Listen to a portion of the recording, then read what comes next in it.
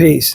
You know, it's obvious from the comments that many of you really don't know my journey, my academic journey, that is, from public school student to Ivy League educator. A lot of you seem to think that I'm some silver spoon-fed, know-it-all geek teacher's pet kid that was just a darling in my classroom. Nothing could be further from the truth. In fact, I was such a cut-up in class that from time to time, my teachers would even punish me by making me tell my little jokes at the front of the class. And usually it went well. But then there was this one particular day that was the beginning of the end for me in the good graces of one particular teacher. She called me up to the front of the class and dared me to tell us all the jokes, Mr. Funny Guy. And so I decided I was going to tell the class a joke that my brother had told me, which was a bad idea from the rip because my brother had a history of telling me Dolomite jokes. This particular day, I told the joke as follows. So there was a substitute teacher who came into the classroom and saw a note on her desk from the regular teacher. And it said in big bold letters at the top, "Do not call on Billy."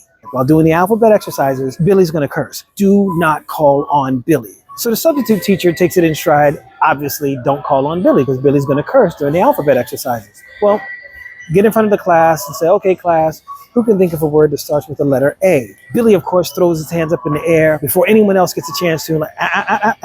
I know Billy's going to say the A word, so don't call on Billy. Ask someone else. Another kid says apple. Billy was disappointed. Move on to the next letter. Who can think of a word that starts with the letter B? Billy throws his hands up in the air. Of course, the substitute does not call on Billy. I know Billy's going to say the B word. Anyone else who can think of a word that starts with the letter B? Another kid says ball. Oh, that's correct.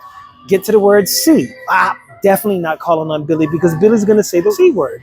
Who can think of a word that starts with the letter C? Another kid says cat. And Billy, of course, is disappointed. And this continues until they get to the D word. And then they finally get to E. And the teacher sitting there looking at Billy looked very dejected, and the cute little face is pouty and sad because the teacher won't call on him.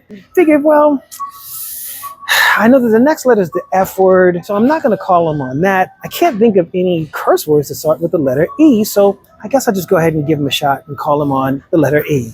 Okay, Billy, you can go. What word starts with the letter E? And Billy was so excited. Billy stood up in attention in front of everyone. He yelled out, "A motherfucking egg!"